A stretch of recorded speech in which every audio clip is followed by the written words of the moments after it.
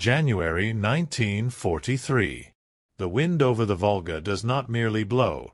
It screams, carrying the fine, abrasive grit of pulverized concrete and frozen blood. In the skeletal remains of a tractor factory in Stalingrad, a young non-commissioned officer named Hans huddles in a cellar that smells of damp earth and impending extinction. The air is a thick, freezing fog, exhaled from the lungs of men who have not eaten a hot meal in weeks.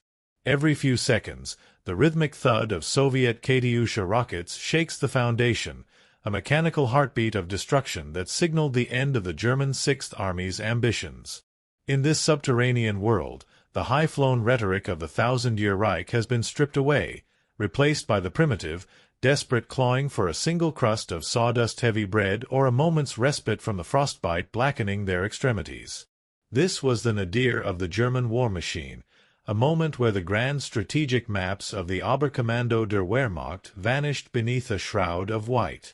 The encirclement was complete, and for the 250,000 men trapped in the Kessel, the world had shrunk to the size of a foxhole.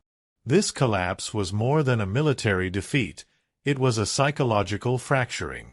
These men had been told they were the vanguard of a new European order, an unstoppable force of destiny. Yet here, amidst the jagged rebar and the shrieking gale, they were being consumed by the very geography they sought to conquer. The sensory details of this moment, the metallic tang of cordite, the sight of horses slaughtered for their frozen sinew, and the constant, oppressive silence of a radio that no longer brought orders from Berlin, created a vacuum of belief. For Hans and his comrades, the war had become a sequence of sensory traumas. They expected a swift, clinical victory followed by the occupation of a subhuman hinterland. Instead, they experienced the utter indifference of the Russian winter and the relentless, industrial-scale resistance of an enemy they were told was inferior. The contrast between the propaganda posters and the reality of their lice-infested uniforms was total. As the surrender orders finally filtered through the frozen ranks, a terrifying uncertainty took hold. They expected the Bolsheviks to be as merciless as the winter itself. They anticipated the firing squad or the slow death of the Gulag. They could not have imagined that their journey toward the end of the war would eventually lead them across an ocean to a world that seemed to belong to a different century entirely. The descent into the cellar was the end of the myth. The ascent into the unknown would be the beginning of a revelation. By the late spring of 1943, the transition from the frozen hell of the East to the salty, churning expanse of the Atlantic offered a reprieve that felt less like salvation and more like a suspended sentence. Hans and hundreds of other survivors were funneled into the steel holds of Liberty ships, vessels that the German High Command had insisted were being sunk faster than they could be built. Yet, as the captives peered through salt-encrusted portholes, they saw a reality that contradicted every U-boat victory claim broadcast over the people's radio. They were surrounded by a forest of masts and funnels, a massive convoy stretching to the horizon, moving with a synchronized mechanical indifference toward the American coast. This was the logistical backbone of the Allied war effort, a relentless flow of men and material that the Kriegsmarine was failing to sever. The historical weight of this crossing was immense. It represented the first time these German soldiers were physically confronted with the sheer, unbridled industrial output of the United States. Inside the crowded holds, the air was thick with the smell of diesel, sweat, and cheap tobacco. For many, the Atlantic was a terrifying void, a graveyard where they expected a torpedo to find them at any moment. They had spent years believing in the technical superiority of German engineering, yet here they were, being transported in ships built by a nation they had been told was a disorganized collection of mongrel peoples incapable of serious warfare. The irony was suffocating. Every rhythmic thrum of the ship's engines served as a reminder of the industrial disparity. While Germany struggled to produce enough synthetic fuel to move a single panzer division, the Americans were moving entire armies across the ocean with the casualness of a commercial enterprise. The prisoners found themselves in a state of cognitive dissonance, trying to reconcile the image of a collapsing American society with a disciplined, gargantuan naval operation unfolding around them. The crossing lasted nearly 2 weeks, a period of forced introspection. Factual data from that period indicates that despite the U-boat wolf packs, the vast majority of these troop transports reached their destination unscathed. For the men below decks, the lack of an attack was almost more unnerving than a battle would have been. It suggested that the German Navy no longer controlled the seas they claimed to dominate. As the ships finally neared the eastern seaboard, the sensory experience shifted once more.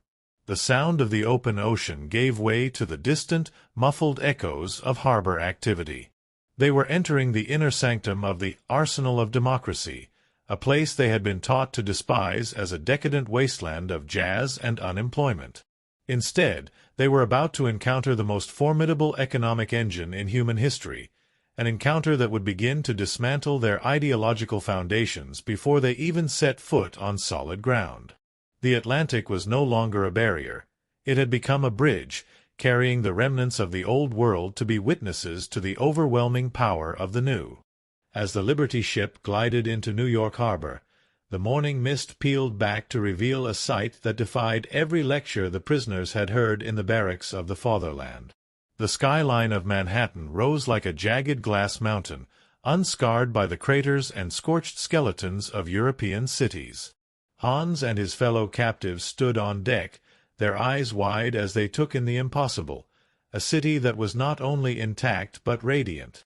There were no blackouts here, no sandbags piled against basement windows, no sirens wailing in the distance. Instead, there was the blinding reflection of the sun off thousands of windows and the rhythmic, organized chaos of a harbor that never slept. To men who had come from the rubble of Stalingrad and the charred remains of Hamburg, the sheer verticality and pristine condition of the city felt like a hallucination. They had been told that American cities were being leveled by the Luftwaffe and that the American people were rioting in the streets for bread. The reality was a silent, towering rebuke to every lie they had swallowed. The historical significance of this arrival was profound, marking the moment when the German soldiers' internal map of the world began to disintegrate. They were processed at the piers with a terrifying efficiency that lacked the sadistic edge of the Gestapo. There were no barked insults or blows with rifle butts. Instead, there was a strange, bureaucratic indifference. They were ushered through cavernous warehouses where the scent of coffee and fresh timber hung heavy in the air. For the first time, the prisoners noticed the equipment, not just the weapons, but the mundane tools of civilization. The American dockworkers wore sturdy, unpatched clothes and moved with a casual confidence that spoke of a belly full of food. To the Germans, who had been living on ersatz coffee and sawdust bread, the sight of a casual laborer throwing away a half-eaten sandwich was more shocking than any artillery barrage. It was the first tangible evidence of a wealth so vast it could afford to be wasteful. As they were marched toward the awaiting train cars, the emotional contrast deepened. They had expected a nation on the brink of collapse, a society torn apart by racial and class warfare. What they found was a terrifyingly calm and synchronized machine. The soldiers guarding them were not the battle-hardened, hollow-eyed men of the Wehrmacht. They were young, well-fed boys from places like Iowa and Ohio who looked at the prisoners more with curiosity than hatred. In the distance, the hum of the city, the grind of the elevated trains, the honking of taxis, the distant roar of factories, created a symphony of industrial health. Hans watched as a massive crane hoisted a crate marked with the logo of an American motor company, and for a fleeting moment he felt a cold realization. This was not a dying empire. This was a giant that had only just begun to flex its muscles. The pristine towers of New York were the tombstones of the Third Reich's ambitions, standing tall and indifferent to the ideology that had sent these men to die in the mud. The transition from the sea to the shore was the final severing of their connection to the propaganda of Berlin. They were now in the heart of the enemy, and the enemy was disturbingly, vibrantly alive. The train moved with a rhythmic, heavy swaying, a mechanical lullaby that carried the prisoners deeper into the vast, silent heart of the American continent. Through the windows of the passenger coaches, not cattle cars, but upholstered coaches, the German soldiers watched a landscape that defied their understanding of a nation at war. Mile after mile of rolling Midwestern hills, deep green and untouched by the scars of trench or crater, slipped past. There were no scorched earth ruins here, no blackened chimneys standing as lonely sentinels over destroyed villages. Instead, there were thousands of miles of undisturbed infrastructure, telephone lines that stretched into infinity, gravel roads that connected thriving farmsteads, and bridges that stood stout and proud over rivers that had never tasted the iron tang of blood. The sheer scale of the undisturbed geography was a logistical revelation. Hans looked at the passing grain elevators, towering like silver cathedrals against the blue sky, and realized that the American hinterland was not a wasteland, but a limitless reservoir of energy and food. The historical reality of the American interior during the war was one of unprecedented production, a fact that the prisoners were now witnessing firsthand. They saw vast herds of cattle grazing in fields that had never seen a tank tread. They saw small towns where the lights burned late into the evening, revealing a civilian life that remained remarkably intact. This was the zone of the interior, a continental fortress protected by two oceans, where the machinery of democracy was operating at a fever pitch far beyond the reach of any Axis bomber. The emotional weight of this realization was crushing. For years, these men had been told that Germany's Lebensraum in the East was the only way to ensure the survival of their people. Yet here was a nation that already possessed a living space so vast, so fertile, and so technologically integrated that the very idea of a German conquest seemed like a fever dream born of ignorance. As the train stopped at small sidings to allow freight transports to pass, the prisoners saw the true face of the enemy's power.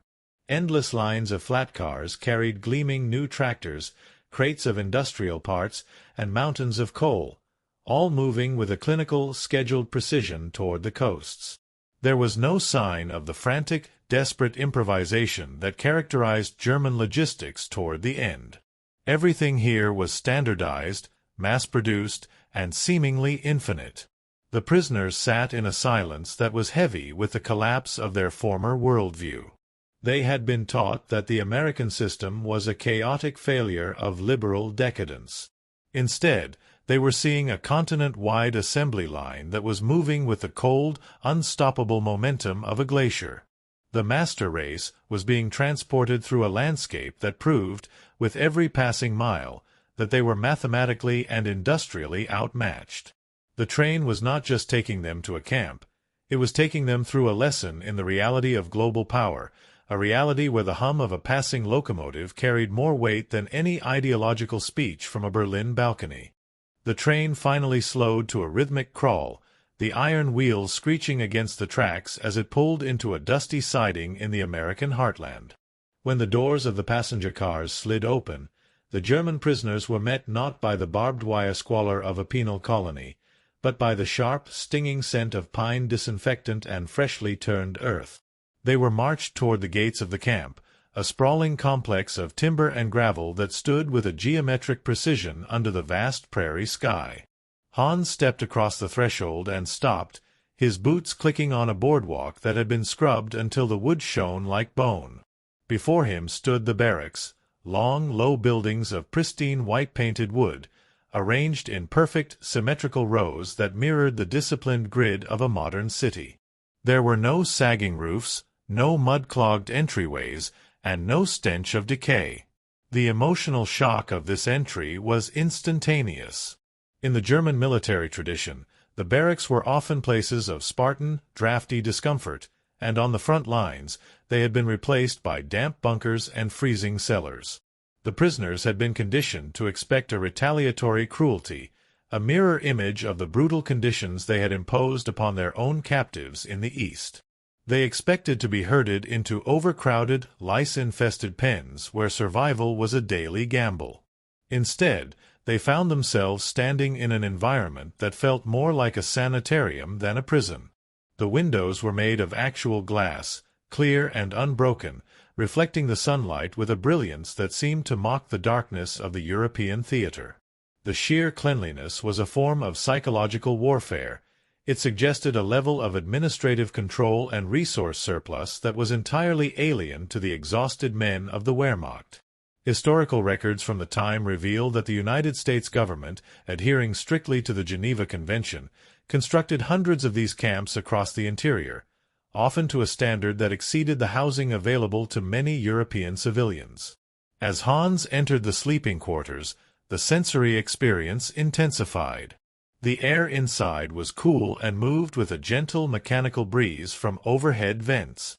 He saw rows of sturdy iron cots, each topped with a thick mattress and crisp, white cotton sheets that smelled of laundry soap.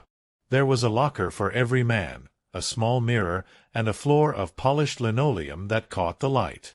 To a soldier who had spent years sleeping in the dirt of a Russian trench, the sight of a clean pillow was an almost unbearable luxury.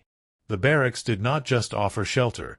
They offered a restoration of dignity that the Nazi state had long ago stripped away in the name of total war. This was the first moment of true cognitive dissonance for the prisoners.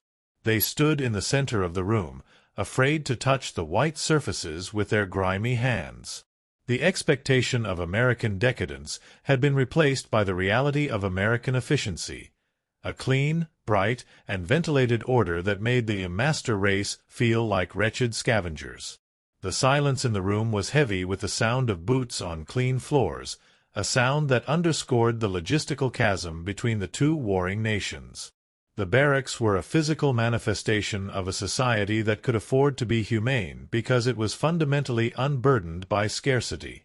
As Hans sat on the edge of a bed that didn't groan under his weight, the hum of a distant motor began to vibrate through the floorboards, the sound of a power grid that never failed, providing a comfort that felt like a quiet, devastating defeat.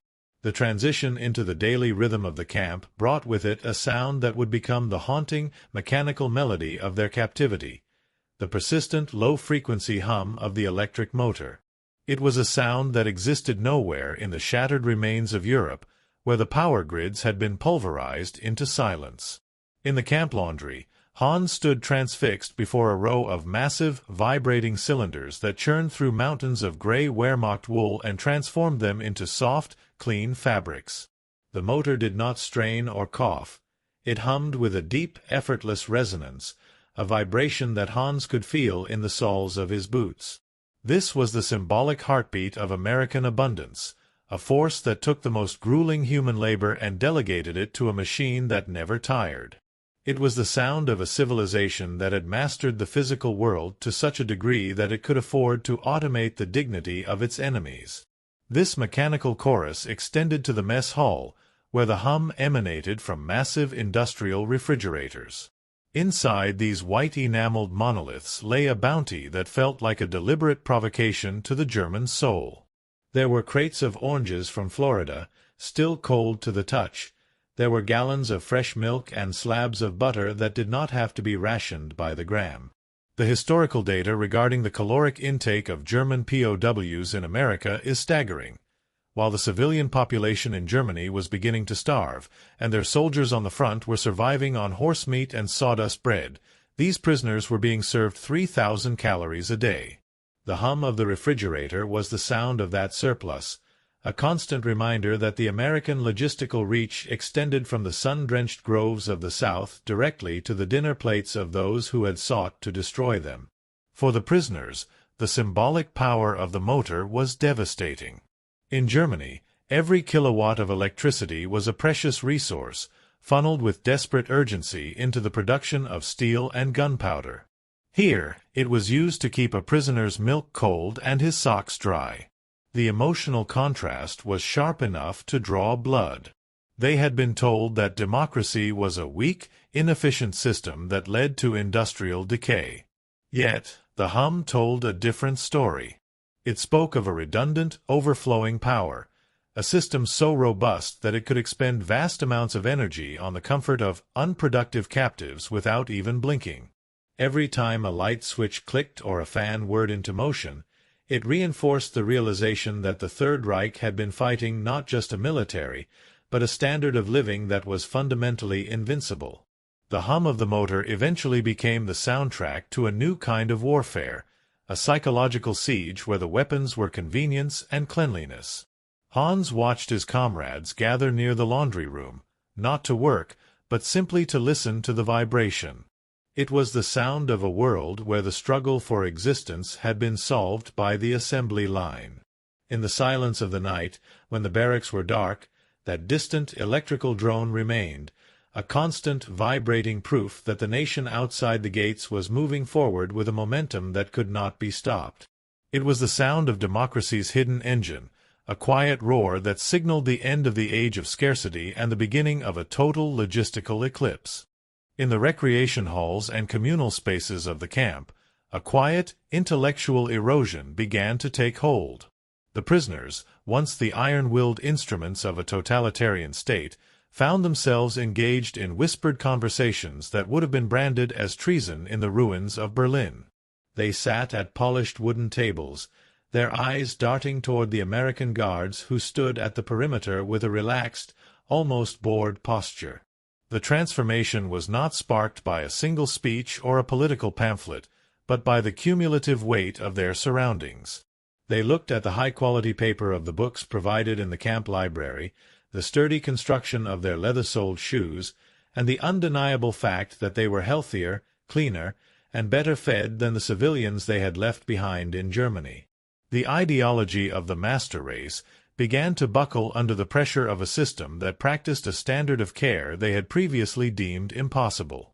This shift in perception was documented in the letters sent home and the debriefings conducted by intelligence officers.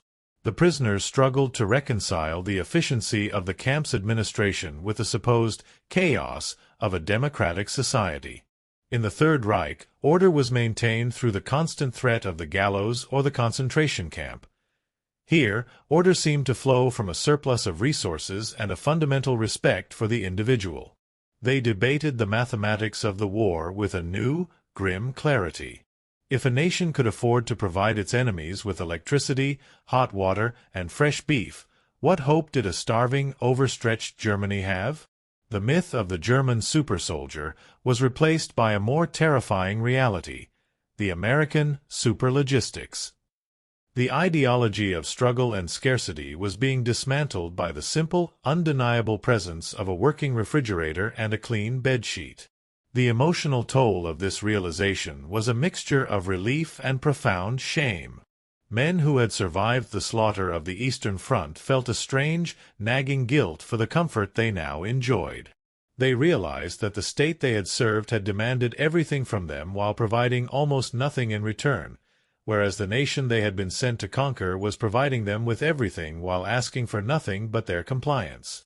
The transformation was complete when the prisoners began to view the hum of the electric motor not as a foreign intrusion, but as a promise. It was the sound of a world that didn't require the sacrifice of the many for the glory of the few. As they looked out through the clear glass windows at the vast American horizon, the certainty of their previous lives evaporated, replaced by the unsettling, revolutionary idea that a society built on abundance was fundamentally more powerful than one built on conquest. The logistical disparity was perhaps most visible in the stark contrast of caloric data, a numerical testament to the collapse of the Axis dream. Historical records from the mid-war period indicate that while the average German civilian was struggling with a ration system that saw the disappearance of real coffee, butter, and citrus, the German prisoners in America were consuming a diet that exceeded the peacetime standards of many European nations. Factual reports from camp administrators detailed menus that included fresh eggs, beef, pork, and an abundance of white bread, a commodity that had become a memory in the war-torn streets of Berlin. For a soldier who had spent years calculating his survival based on a few hundred grams of Kriegsbrot and watery soup, the American mess hall was a place of mathematical impossibility. The data suggested that the United States was not merely winning a war, it was operating at a level of surplus where its captives lived better than the victors of the European front. This abundance was not accidental. It was the result of a continent-wide agricultural machine that had been optimized for total output. The prisoners watched as trucks arrived daily, unloading crates of produce that were often fresher than anything they had seen in their own military supply lines. The emotional weight of this realization was profound. To be fed so well by an enemy was a subversion of the very nature of conflict. In the world they had come from, resources were a weapon used to starve the weak and reward the loyal. Here, the calories were distributed with a clinical, democratic indifference. The prisoners noticed that the guards ate the same food, prepared in the same way, suggesting a society where the gap between the elite and the common was bridged by industrial productivity. This logistical gap extended beyond food to the very clothing on their backs. Prisoners were often issued surplus American uniforms, stripped of insignia but constructed of high-quality wool and sturdy cotton. They marveled at the stitching, the durability of the buttons, and the fact that they were given multiple changes of socks to prevent the trench foot that had decimated their ranks in Russia. Every garment was a piece of historical evidence, proving that the American factory system was unburdened by the shortages of raw materials that were strangling the German war effort. As Hans looked at a bowl of fresh fruit sitting on a barracks table, he realized that the war was being won not just on the battlefield, but in the orchards, the wheat fields, and the processing plants of a nation that had more than enough to spare. The calories were the true ammunition of democracy, and against such a barrage of abundance, the ideological armor of the Reich was beginning to melt away. The internal collapse of the master race myth reached its final, silent conclusion within the confines of those white-painted walls. It was a victory won not through the thunder of artillery, but through the overwhelming evidence of a superior reality. The German soldiers began to understand that their ideology had been built on a foundation of artificial scarcity and the glorification of struggle, a worldview that required a constant state of deprivation to maintain its grip on the human soul. When that deprivation was replaced by the clinical, hum-driven abundance of the American camp, the psychological framework of National Socialism simply dissolved. They realized that the decadence they had been taught to loathe was, in fact, a level of logistical competence that made their own militaristic fervor look like the desperate thrashing of a primitive tribe. The myth of superiority could not survive the presence of a society that could treat its enemies with more care than the Reich treated its heroes. This collapse was evidenced by the changing behavior of the men.